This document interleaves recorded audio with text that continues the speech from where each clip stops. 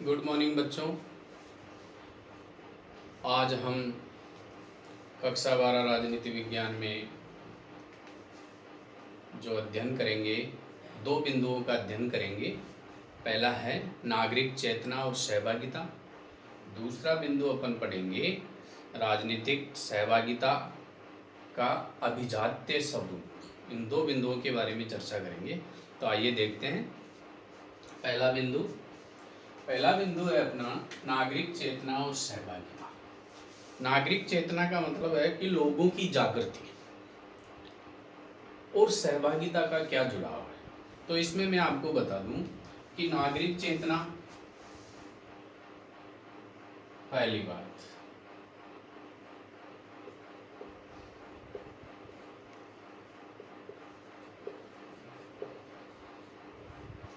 दूसरी बात शैक्षिक स्तर,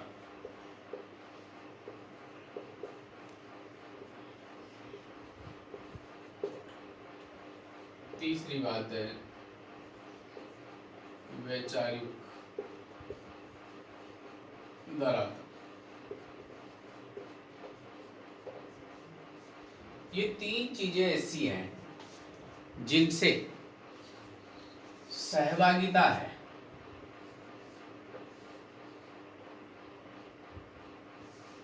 उसके स्तर का पता चलता है। इन तीन चीजों से सहभागिता के स्तर का पता चलता है। देखो,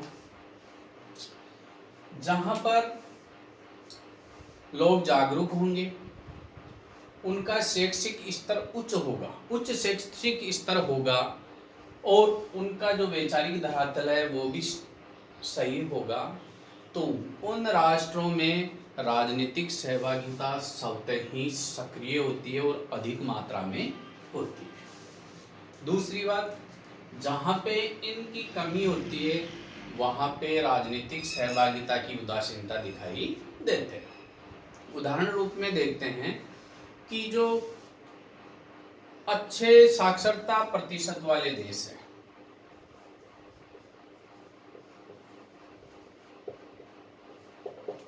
साक्षरता प्रतिशत जहां पे अच्छी है, अधिक है, वहां पे राजनीतिक सहभागिता अच्छी होती है।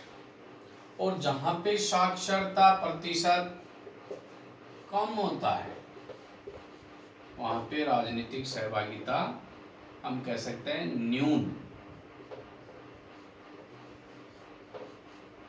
यानी कम होती है।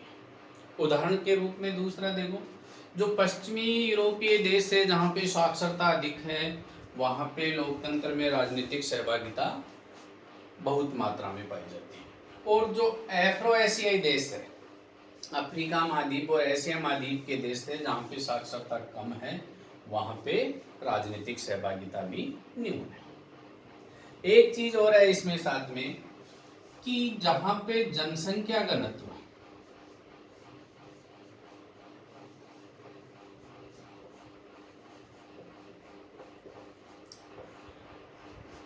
जनसंख्या घनत्व अधिक होगा, ये तो एक उदाहरण हो गया अपना।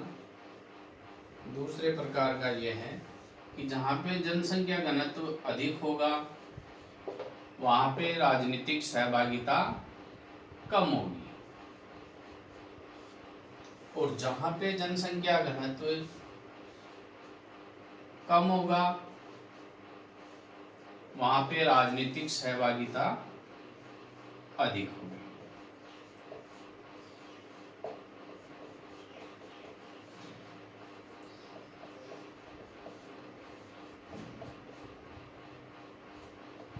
ऐसा क्यों? क्योंकि जनसंख्या घनत्व कम होगा, कम जनसंख्या होगी तो अपने जनप्रतिनिधियों से उनका प्रत्यक्ष या सीधा संवाद होगा, बातचीत होगी। और जनसंख्या घनत्व अधिक होगा तो प्रत्येक व्यक्ति का अपने जनप्रतिनिधि से संपर्क नहीं हो पाता है। इस प्रकार नागरिक चेतना में यही है कि लोग जितने नागरिक सक्रिय होंगे, जागरूक होंगे, उनकी राजनीति में सहभागिता उतनी ही होगी। जनसंख्या का भी महत्व है, जनसंख्या कम होगी तो सक्रियता बढ़ेगी, अधिक होगी तो कम होगी। ये तो हो गई अपनी नागरिक चेतना और सहभागिता की। अब आगे अपन बात करते हैं दूसरे बिंदु की, वो है अपना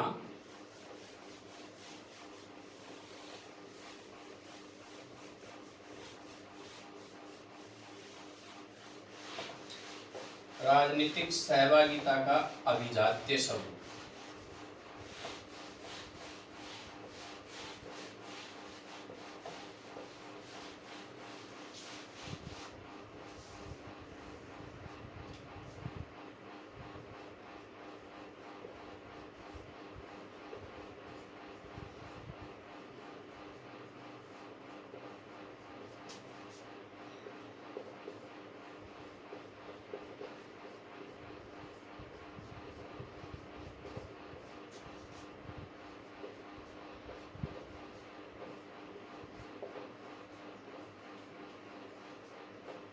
अब इसके बारे में पढ़ेंगे अपन। पहला अपन ने बिंदु पढ़ा नागरिक चेतना और सहभागिता। तो इसके हिसाब से हम देखते हैं कि जो राजनीतिक स्वास्थ्य है उसके आधार पे नागरिक चेतना जरूरी है। नागरिक स्वास्थ्य राजनीतिक सहभागिता से सही होता है। अब अपना बिंदु है राजनीतिक सहभागिता का अभिजात्य स्वरूप। अब किसी भी लोकतांत्रिक प्रणाली में राजनीतिक सहभागिता होना एक अनिवार्य शर्त होती है। अब अनिवार्य शर्त में यह होता है कि लोगों की भागीदारी होगी तो लोकतांत्रिक प्रणाली उतनी ही विकसित और मजबूत होगी। लेकिन ये अभिजात्य स्वरूप क्या है इसके बारे में मैं आपको समझाऊंगा। पहले तो ये अभिजात्य जो शब्द है वो है, इसके बारे में अपन जानेंगे। अभिजात्य क्या होता है कि एक विशेष वर्ग होता है,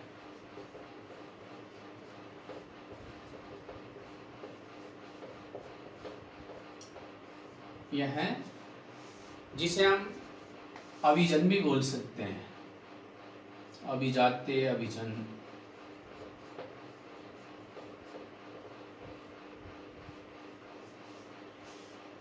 तो यह वर्ग विशेष वर्ग होता है जो हर क्षेत्र में अग्रणी होता है, इनको हर चीज का नॉलेज होता है और ये पक्ष एवं विरोधी जो बात होती है उनमें संतुलन करके और आगे बढ़ता है, उस समूह को बनाता है। तो ये ऐसा वर्ग होता है। क्या होता है अब इसके बारे में जब विस्तृत चर्चा करेंगे तो आपको समझ में आ जाएगा। राजनीतिज्ञों का कहना है कि राजनीतिक सहभागिता में जो आम नागरिक है या जनता है उसकी भागीदारी, जनता की भागीदारी,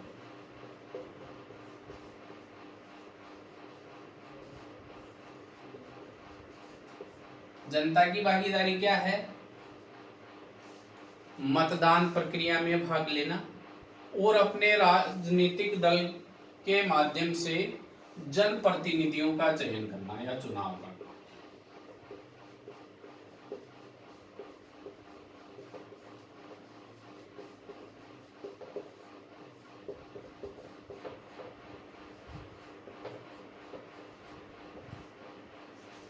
जनप्रतिनिधियों का चुनाव करना, जनता की यहीं तक भागीदारी होती है। और लोकतंत्र ये मानता है कि राजनीतिक व्यवस्था की प्रत्येक प्रक्रिया में सहभागिता होना जरूरी है। तो जनता की भागीदारी इतनी हुई कि वह अपने राजनीतिक दल के माध्यम से जनप्रतिनिधियों का चुनाव करती है, यानी कि चुनाव तक सीमित है। तो फिर सत्ता की भागीदारी, सत्ता में वास्तविक भूमिका कौन निभाता है? तो वो होता है पेशेवर या व्यावसायिक राजनीतिज्ञ।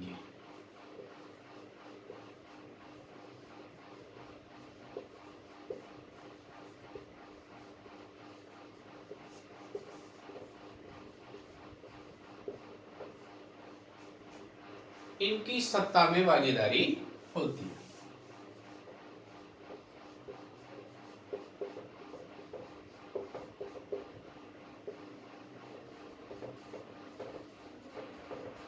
ये बात हो गई। इनकी सत्ता में भागीदारी होती है। लेकिन जो वास्तविक सत्ता का जो उपभोग है या जो कार्य करते हैं जोसेफ शुम्पीटर, वो ये बताते हैं, जोसेफ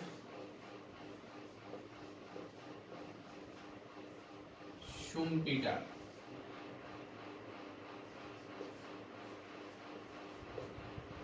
ये जो विचार है अपन उन्हीं के पढ़ रहे हैं। जोसेफ शुम्पीटर वो ये कहते हैं कि ये जो व्यावसायिक राजनीतिज्ञ हैं जिनकी सत्ता में भागीदारी होती है, यह भी सतही स्तर पे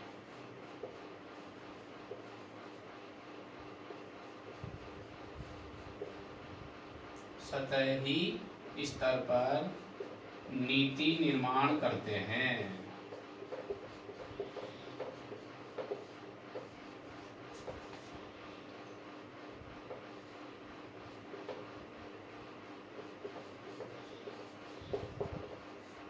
सतही स्तर पर नीति निर्माण करते हैं। क्यों? क्योंकि इनके सामने एक समस्या होती है, वो होती है आर्थिक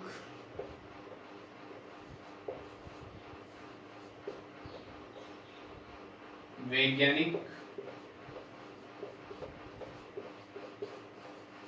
एवं तकनीकी।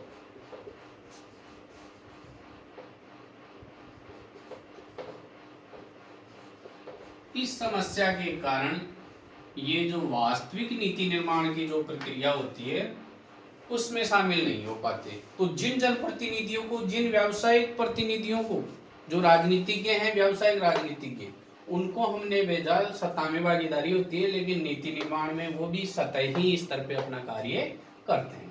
तो बात आती है कि ये वास्तविक कार्य कौन करता है? ये वास्तविक कार्य फिर ये वर्ग करता है, अभिजात्य वर्ग। और ये अभिजात्य वर्ग क्या होता है? जिन्हें हम कहते हैं ब्यूरोक्रेट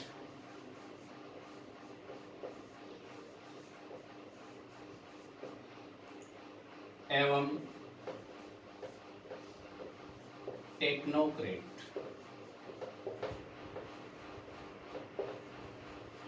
इनको हम अभिजात्य बोल सकते हैं।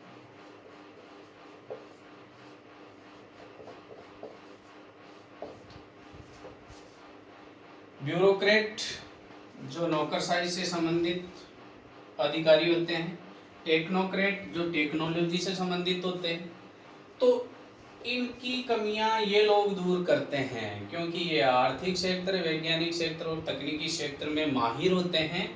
तो राजनीति में जो वास्तविक सत्ता में हिस्सेदारी होती है, नीति निर्माण का कार्य करते हैं, वो ये लोग करते हैं। ये अभिजात्य हैं। ये पूरी बातें अपने को बताई गई है किसके द्वारा? जोसेफ शुम्पीटर के द्वारा इन्होंने बताई है।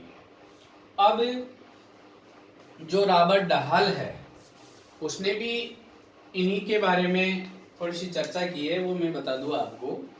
रॉबर्ट डहाल ने क्या बताया?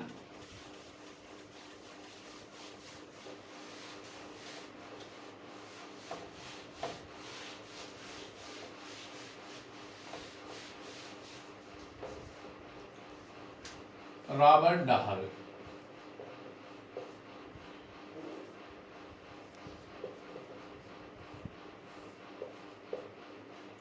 डहाल ने कहा कि ये जो अभिजात्य वर्ग है, अभिजात्य समूह है, ये शासन की नीतियों के विरोध में या सत्ता में भागीदारी के लिए शासन को प्रभावित करते हैं। तो ये एक ऐसा हित समूह होता है। एक तो होता है हित समूह, ऐसा वर्ग होता है जो अपने लोगों को हितों के लिए लड़ता है।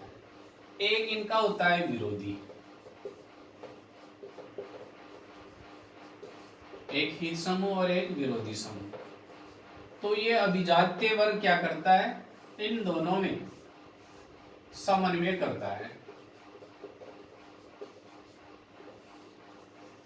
इन दोनों में समन्वय करता है और नीति निर्माण में शामिल हो जाता है।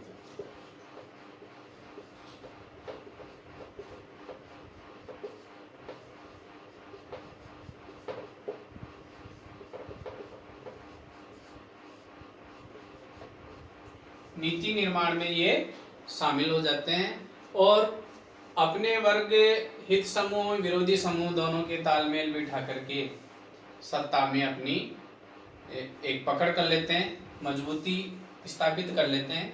इस प्रकार ये अभिजात्य स्वरूप जो होता है वो वास्तविक रूप से राजनीतिक सहभागिता में अपनी हिस्सेदारी काबिज कर लेता है। तो यह एक स्वस्थ लोकतंत्र के लिए यह बात ठीक नहीं है, अभिजात्य वर्ग की भूमिका होना ठीक नहीं है।